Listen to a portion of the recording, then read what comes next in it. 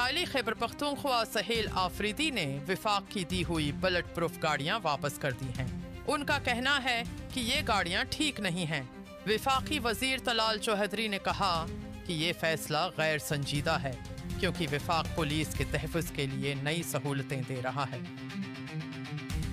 خواجہ آصف نے کہا کہ قطر میں بات چیت افغان طالبان سے ہوئی تھی، ٹی ٹی پی سے نہیں ہوگی۔ انہوں نے کہا کہ ٹی ٹی پی ہمارے بچوں کے قاتل ہیں، ان سے کوئی بات نہیں ہوگی۔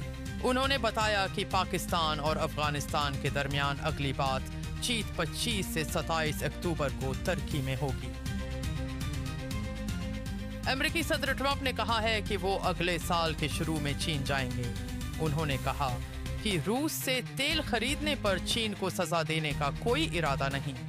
ٹرمپ نے امید ظاہر کی کہ جلد چین کے ساتھ منصفانہ تجارتی معاہدہ ہوگا۔